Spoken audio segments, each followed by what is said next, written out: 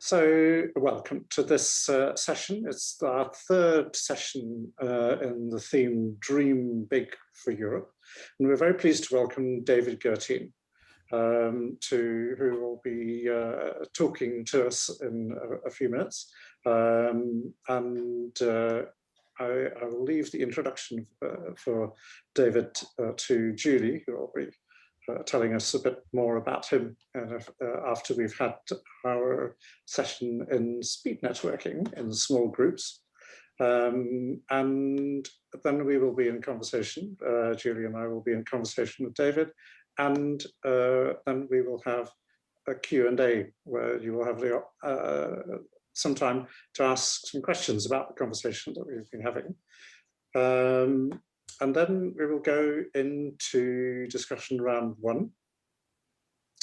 And then we'll come back together and review the output from that. And then we will go into a second round of discussion.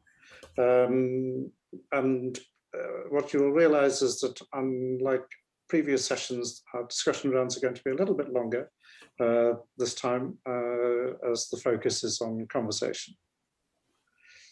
So then we will come back together, we'll have a discussion with all participants, and Thomas, who is very kindly with us today as our graphic illustrator, he'll be back to share some illustrations that he will have picked up in the course of our discussion this afternoon, and then we will get to some conclusions. So in this new series that we launched in 2021, we invite experts from around the globe to challenge us to dream big for Europe. And today we are very honored to have David Gurteen with us. He's an author and a worldwide expert in conversational leadership. David, hello, how are you? Okay, I am just fine, Julie. Good to be here. So today, we will not only have the chance to have a good conversation with you and learn a lot from you, we will also practice the art of good conversation with you. So I hope you will make a debrief session afterwards and let us know how we did it. But let's start. Yes. I mentioned, sorry, conversational leadership. So maybe to start, I would like to know more about the definition of conversational leadership. Okay, Julie. The definitions are really rather broad. It's only when you get into the detail you start to appreciate it. When asked to define it, I simply say it's about taking a more conversational approach to life, which clearly is a very broad definition. But the other way I like to kind of define it concisely is to break out those two words, conversation and leadership. If we take conversation first, there's a wonderful quotation from Patricia Shaw. She was formerly a professor of complexity at Hatfield University. And she says something along the lines, and I'm just trying to remember the actual wording now. She says, one aspect of leadership is about convening conversations that might not otherwise happen. And in some ways, that almost captures the whole essence or part of the essence of conversational leadership. So it's convening conversations that might not otherwise happen. And then the leadership piece is also critical here. And there's another quotation I often draw on from von Heifetz, who's a professor, I think, of business administration at Harvard. And he talks about leadership as a practice, not as a position of authority. And so when I talk about conversational leadership, I'm basically saying that anybody can practice leadership. Anybody can step forward at any point, at any time, when they feel comfortable and they feel they have the ability to lead. And one of the best ways of leading is through convening those conversations that might not otherwise happen. So there's a lot more to it than that, but that's kind of, to my mind, like the core of what it's about. I hope that makes a little bit of sense to people. Yeah, so thank you. I mean, we are also, I mean, in Together-Ensemble, we're also in the business of convening conversations Exactly. that might otherwise happen. And when you and I first met, it was about 2 years ago. We were just talking a little bit earlier, and you were looking into hybrid participatory workshops, and this was kind of the reason that I got involved in the group, and we started having the part online conversation, part in the room conversation, and then that's moved online. But why is that important to you? And we should talk about the Knowledge Cafe as well. Yeah. Okay. Let's just explain the Knowledge Cafe. You know, I've been running these Knowledge Cafes for 20 years, well, almost. September 2002, I first ran a Knowledge Cafe in London. And the whole idea behind the cafe, I mean, I was involved in knowledge management. I was working in the knowledge management field. And so many of the conferences that I went to, and seminars I went to, literally were death by PowerPoint. People would get up and they would talk about storytelling and conversation and what have you, and they would have 1,000 PowerPoint slides to show. And it seemed to me we weren't walking the talk. And all I simply wanted to do at the time with the Knowledge Cafe was to turn those death by PowerPoint presentations into conversations. So the basic idea of the cafe is, you know, the speaker only gets to speak for 5 minutes. I'll give them a little bit longer, but you get the idea. So there's a short provocation, if you like, from the speaker. It could be a TED talk even. At the most, maybe 15 minutes, and then the speaker poses a question. And again, hopefully a provocative question, something that's meaningful to the people that's there. And then people are sitting in small groups, and I've discovered over the years that the best conversations take place when you've got 3 or 4 people at a table, or 3 or 4 people in a breakout room. Anything larger, and it becomes a series of presentations to each other. It becomes a series of monologues rather than dialogue. And they have that conversation at the tables. There's no leader. People change places, change groups 2 or 3 times. And then we come back together, and before COVID, we'd sit in a circle and have a final conversation.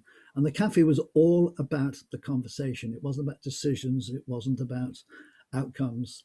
It was, if anything, it was about exploring an issue and trying to make sense of an issue, learning from each other. It was that there's more softer outcomes that you would get from a conversation like that.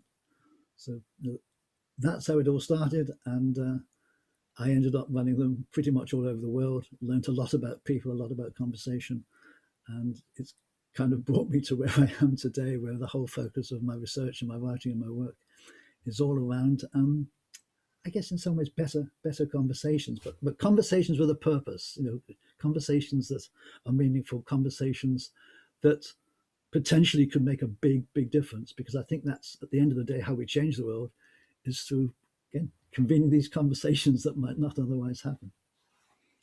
David, when we decided that we would invite you to talk about conversations, I was a bit anxious because I said, oh my God, how can I have a good conversation with David? Because he's a star in conversation. So how can I be as good as him? And then I read a little bit about your blog and all these nice things that you're sharing about the topic, and I found out that actually to be good in conversations, we have to be good at listening. And in a way, I mean, tell us more about I think everyone says that listening is important, and clearly listening is key. And one of the things I'm trying to do when I think about conversational leadership is to get at the root of things. What are the roots of our problems? What's at the root of having a good conversation, for example? Is it listening? Or maybe it's curiosity. Is it deep curiosity about the other person?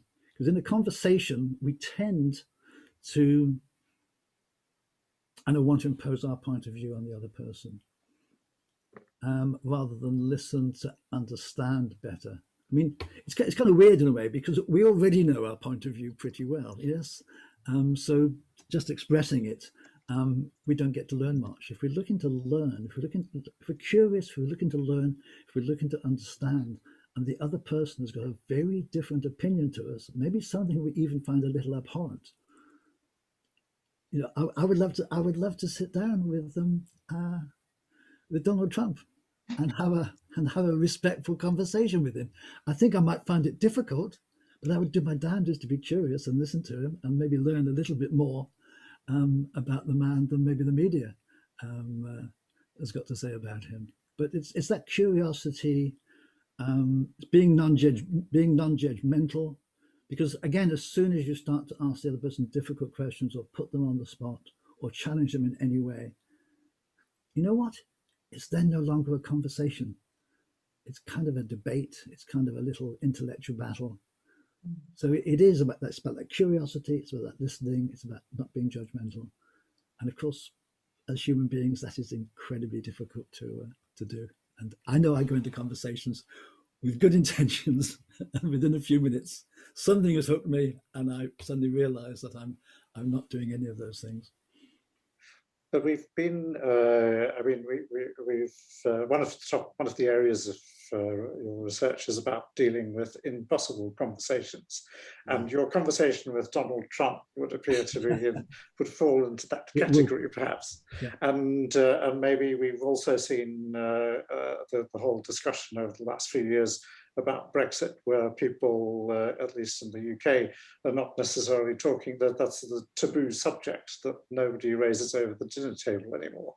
And there's a lot of polarization around in the world. So we might think it's a good idea to listen, but are people going to listen to us? Or should we be listening to them, not listening to us? Or how do we get into that conversation in the first place? A friend of mine in Toronto, a guy called David Creelman, we gave this a lot of thought recently, and we ended up deciding that maybe a little bit like any game of sport, you needed some rules that if you're going to have a difficult conversation, or an impossible conversation, that if anybody was free to say and do whatever they wanted, launch ad hominem attacks, get angry, not act in good faith, that there wasn't going to be a conversation, that it's going to be a total waste of time. Like, so many conversations that we do get engaged in, or we see. So we thought what we need is a set of rules, a set of guidelines that two people or a small group that were coming together for a conversation would agree with up front. They would basically say, hey, this is a conversation covenant, if you will. That's the term we used. And we're going to do our damnedest not to break these rules, because we know there's going to be a difficult conversation. We know that emotions are going to get involved, but we don't want to go there. We want to listen to each other. We want to engage. So I've got, I think, something like I think we had maybe 12 rules, if you like. The first was to engage in good faith. So this is about a conversation to explore. It's not about a conversation where in some underhand way that you were trying to convince the other person of your point of view. So good faith was one of them.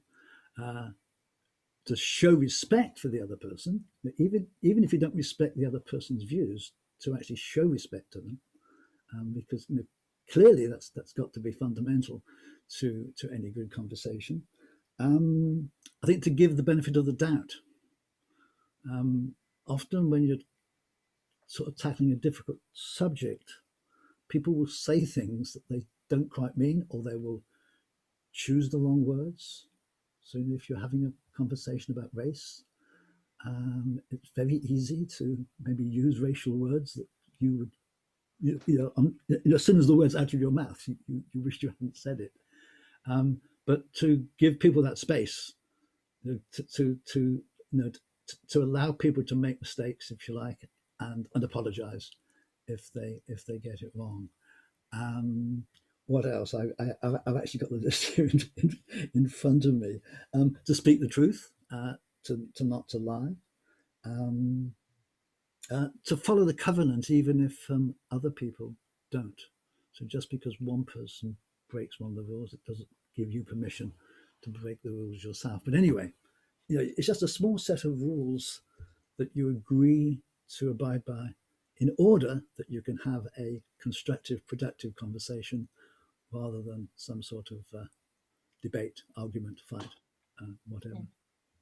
We will, of course, share these rules in our platform afterwards, but I'm curious, if we have so many rules, in a way, I mean, my feeling here is that then you control, it encourages you to control a bit the process. But controlling the conversation is a sort of habit, that we have. When we start a conversation, we struggle a little bit in our institutions to let go. We have a pretty good idea of what we want, where we want to go with our conversations on social media, for instance. So, what would be your advice here to avoid controlling for opening up? I mean, I have the same opinion as you there, that we don't want to control the conversation. And in most of our everyday conversations, you don't need rules. I mean, it would be nice for people to say, adopt these rules, of their own volition, but to have somebody as a judge. You can imagine having a conversation and having a facilitator to one side, and when anybody broke the rule, they would, ring a little bell or call a timeout and say, "Look, David, you broke the rule there." I mean, I'm not advocating that at all. In fact, in some ways, the rules needn't be terribly explicit. What I'm looking for is for people to, if you like, self-control rather than have external control. For people to recognize that if they want to have a difficult conversation with somebody, they've got to restrain themselves in a little, or for some people maybe a lot, to have that conversation. And as soon as you remove that control, then you're not going to have the conversation, the quality of the conversation that you would like to have. It's a bit like saying, football or rugby. Hey, it's far too controlling. We don't need any rules in rugby. But you can imagine a game of rugby or football without any rules. It would be open warfare, wouldn't it? But it's a little bit, perhaps. I mean, if you think about the conversation between you and Trump, then what if you respect all the rules and your interlocutor doesn't? And he doesn't, no. And that's why you need that agreement, because if the other person's not prepared to play by the rules, then pretty much you've got to walk away. I mean, yeah, and I think Birgit in the chat is also saying, if you're discussing with, for example, extreme right, racist, extremists, etc., how then to keep the respect for their opinion. And I want to throw in this. We were talking. Can I just make a point there, Obhi? Just jump in there. It's not about respecting their opinion. I draw a distinction between showing respect for somebody and respecting their opinion. I can have absolutely no respect for Donald Trump's opinions. I might not even have a lot of respect for him as a man, but the thing is, I would show him respect. I would show him courtesy. Might be difficult, but so I think there's a difference between showing respect and having respect. That's the point I'm making. Yeah, and yes. Marinko is telling us, if we could, because I used what you say. I mean, I was sharing in the chat while you were talking about the referee, and the rules, and I was saying that it means that in a way conversational leadership is a game. It's a nice one, and Marinko is reacting to this remark, and what he says is that if we continue with sports game analogy, do we need a referee to have a successful conversation? What do you think, David? I suspect in some situations maybe you do. We took the term covenant from a couple of professors, husband and wife, I've forgotten the names, who were working at it was a university in America, and they were teaching evolutionary biology, so pretty hot topic, and they wanted people to have some very difficult conversations, and they had a covenant, and for the students, and effectively as the professors, they were the referees. So maybe at times, in some situations, you do need referees. In many ways, I would rather not have a referee, but hey, if it's a serious game, then just maybe you do. But in a way, I mean, the conversations that we often have, particularly in large groups as well, we have kind of referee in the sense of a facilitator who intervenes with that. And one of the things that I'd spotted this morning, and you also spotted, was this article, which I'll just share in the chat, about somebody who was a far-right extremist, and who is saying that nobody has a strategy for the ongoing threat of dealing with extremism, and he's founded a group, having converted from being a far-right extremist to saying that I think the group is called Future Freedom, but in having these kind of conversations or acting as almost like a group a bit like Alcoholics Anonymous, but talking about extreme political views.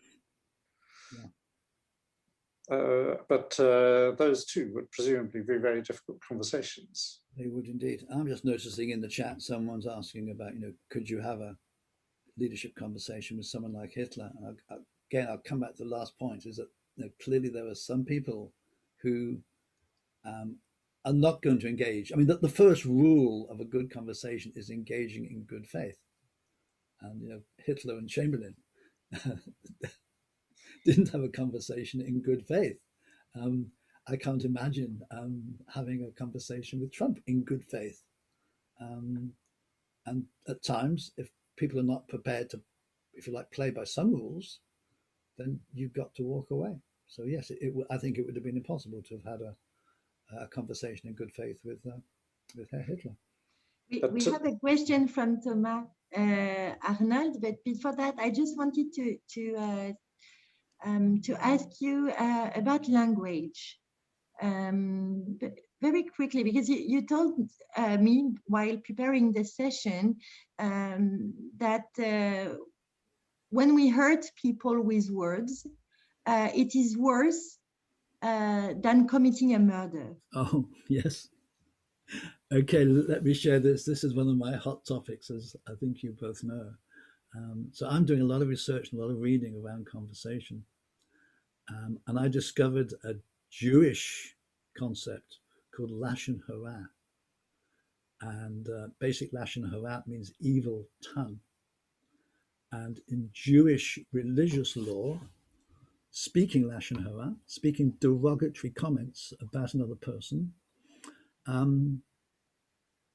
is a sin. So far, so good. But in Jewish law, that sin, first of all, is worse than murder, idolatry, and adultery put together. They reckon it's the worst possible sin. And also, it's against the law to speak Lashon hara, even if it is true. Now, those 2 points, it's the worst of sins, and even if it's true, even if you say something that's true about somebody that's derogatory, it's seen as a sin. Now, what's interesting about that, this is almost sort of the ultimate in showing people respect. And the other interesting thing, because I've spent some time and I've discovered or made a good Jewish friend who understands some of the Jewish history. This goes back to before Moses. This goes back before the supposed exodus from Egypt by the Israelites. So we're going back 3,500, 4,000 years. This has been part of Jewish tradition. And they reckon, or at least my friend reckons, I'm not too sure I can confirm this, that he reckons that it's the reason that the Jewish people have stuck together despite all their all the programs and what have you over the years, is the fact that the majority of them keep to this law, keep to this rule. And I kind of wonder whether there is something there, especially when you see the derogatory marks on social media. If we stopped speaking Lashon hara about other people, yeah. if we could do it, I mean, the problem with it is that gossip is pretty much innate in human beings. In fact, there's even a theory that says that language evolved through gossip. But it's an interesting thought. So one of the topics that we were going to cover was about polarization, and maybe that's a point where we can bring in the question that Thomas Arnold has asked here about the types of conversations that could help us to move away from fossil fuel subsidies, because that seems to be a fairly polarized conversation about how do we move away from dependence on fossil fuels. Some people will say, yes, we can't live without them, and it's somebody else's problem. Or others will be saying that, well, we can't carry on like this. How can we have that conversation? I mean, I think at the end of the day, you've got to bring those. Let's step back a little bit.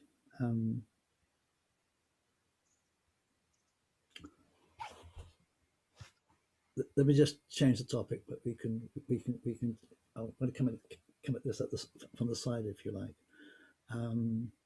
Let's take the argument about human-made global warming. And what I'll often say is, what does Greta Thunberg know about global warming? She knows absolutely nothing.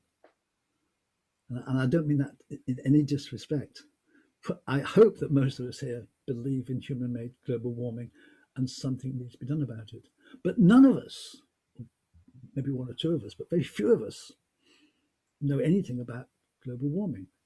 It's not about the evidence. We haven't read the scientific papers. We're not climate scientists. Even if we read the papers, we probably couldn't understand them. So it's not about knowing that global warming is a fact or having weighed the evidence that we come to the conclusion that what the scientists are telling us is true. We trust the scientific community. So Greta, myself, I'm sure yourselves, we haven't weighed the evidence. We trust people. And this is true of most of our knowledge. We think of most of the things that we know is not based on direct experience. It's not empirical. It's someone's told it to us, or we've been taught it, and we trust them. And so often our trust is based on the tribe that we belong to. So if you're part of the scientific tribe, you're going to trust the scientists. If for any reason you distrust the scientific community, and there's a lot of people that do, or you distrust the medical community, it's not about knowledge, it's about who you trust. And then who you trust is a function of your tribe, or function of maybe what your parents taught you, or the environment that you grew up in. So what you've often got in a polarized situation is not people arguing from evidence or any form of rationality. They're arguing from ignorance. Both sides are arguing from ignorance. They're arguing because they have a fundamental belief in something. So we're not rational creatures; we're rationalizing creatures. So I think if you're trying to get a conversation across those, across those divides, the first thing you've got to do is to help people understand that their beliefs are not necessarily based on evidence. And then if they can agree, and that's a huge barrier. And then you can have the sorts of impossible conversations that I was talking about in good faith, where you're coming together and maybe letting go of your beliefs and saying, okay, how can we work together to solve these problems? Then you stand a chance of doing it, but it ain't easy. Thomas is coming back with this question, and of course it's a very important one. And global warming is the result of profitable activities.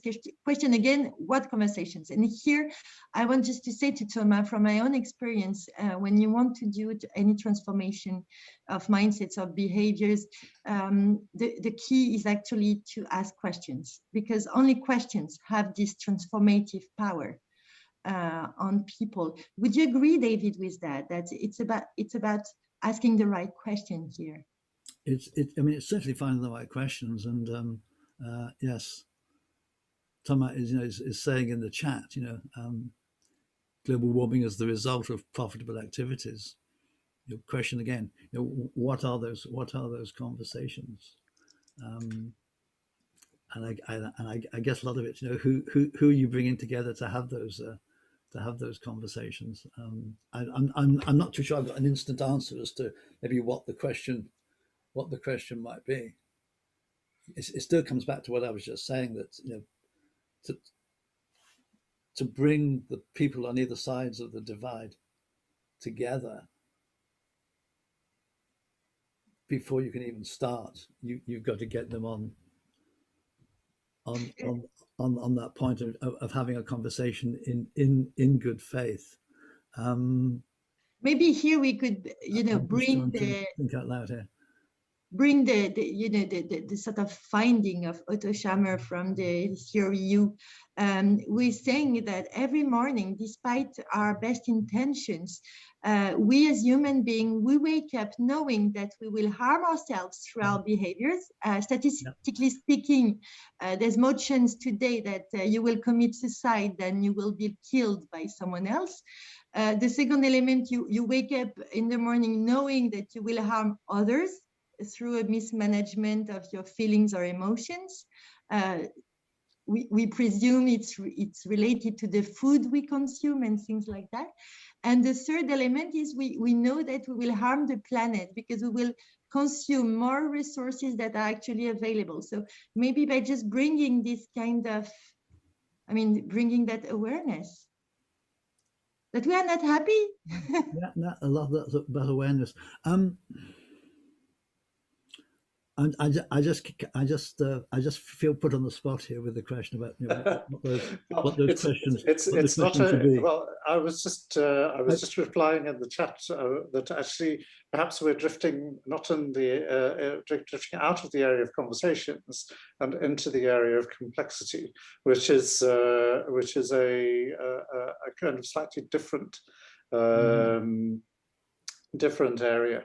But actually, time is moving on, and I realise that we. Before we do, can I just answer that just ever so briefly? Because I just realised that I do have a little maybe slither of the answer, because someone said seek common ground. Anyone who's interested, just go to Google and Google street epistemology, and you'll find a gentleman called Anthony Mangabasco. He stops people, usually on a university campus, and asks them to share with him something they've got, an unshakable belief in. And then he says, do you mind if I question this belief? And he very carefully questions them. He's not looking for common ground as such. He's trying to find out why they formed that belief. And so one of the questions he asks is, how sure are you of this belief? On a range of 0 to 100, 1 to 100, how positive that are you that this belief is true? And if they say 100, you know that you're probably not going to have much of a conversation. If they say 95, you know that there's room for movement. And the other question he asks is, what's the other question he asks? What evidence would you need for you to accept that your belief was wrong? So he's using, so it's not so much maybe the one question. He's trying to get them. He's trying to help them think through how they've come to the belief that they have. and how strong that belief is. And in many ways, what he's trying to do is sow the seeds of doubt. Now, he's doing it one way. I would like to see conversations where those seeds of doubt, if you like, were being sowed both ways. So both sides start to become less polarized. And if they can do that, then maybe they're more likely to come to some agreements, if not total agreement. So have a look at street epistemology. There's like maybe 100 videos of him doing this on the web, and they're quite amazing. Obi, back to you. Sorry. Yes, no. So yeah, I was suggesting, and I'll put the link a bit later in the chat, and maybe we'll take a look at street epistemology. Epistemology during the course of the workshop, and we'll share the link afterwards. But I know that the time is moving on, and Blanca asked a question which we were supposed to cover in our conversation, which we didn't, I think. But she's asking, how do you see now the conversation risk between two persons basing their beliefs and arguments on social media information that was targeted to them? How to open the eyes of users of such media to critical thinking? Pass. I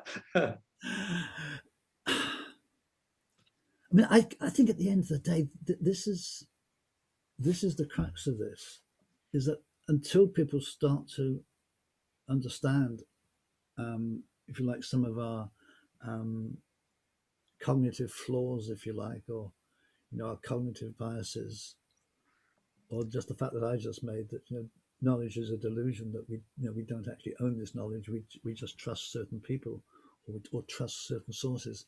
Until we've actually, each and every one of us, maybe not all of us, but accepted that to some degree, then it's going to be very difficult to have more open conversations. I mean, this whole business with the web, where you've got the filter bubbles where Google and Facebook are filtering stuff out.